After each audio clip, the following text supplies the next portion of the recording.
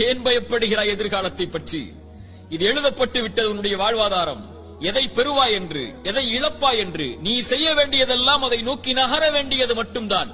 சோகம் வந்துவிட்டால், கவலை வந்துவிட்டால், இழப்பு வந்துவிட்டால், பிரிவு வந்துவிட்டால், இருட்டு அறையில் உட்கார்ந்து கொண்டு கண்ணீர் வடிப்பதை விட கிளம்பி செல் வெளிச்சத்தை நோக்கி.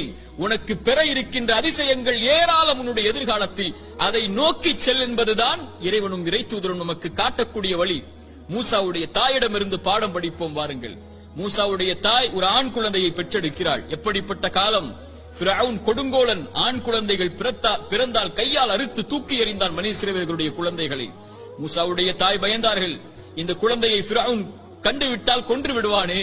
இறைவன் சொன்னான், மூசாவுடைய தாயை, முடிந்தால் அந்த குழந்தைக்கு உணவை கொடு, இல்லை என்றால் ஆற்றிலே கொண்டு போய் விட்டு விடு. அவ்வளவுதான். நான் சொல்கிறேன் செய். எதிர்காலத்தை நான் முடிவு செய்கிறேன், நீ செயல்பட. அவ்வளவுதான். என்ன செய்வேன் தெரியுமா? நீ ஆற்றிலே விட்டால் இந்த குழந்தையை உன்னுடைய கரத்திலே மீண்டும் நான் கொண்டு வருவேன். எப்படி? இறை தூதர் மூசாவாக. ஆற்றிலே விட்டார்கள். இறைவன் சொன்னான், அவன் பார்த்துக் கொள்வான் எதிர்காலத்தை, இந்த மூசாவுடைய எதிர்காலத்தை என்று. அந்த குழந்தை கரை ஒதுங்கியது எங்கே? ஃபிரவுன் எந்த குழந்தை கையில் கிடைத்தால் அறுத்து விடுவான் என்று பயந்தார்களோ அந்த ஃபிரவுனுடைய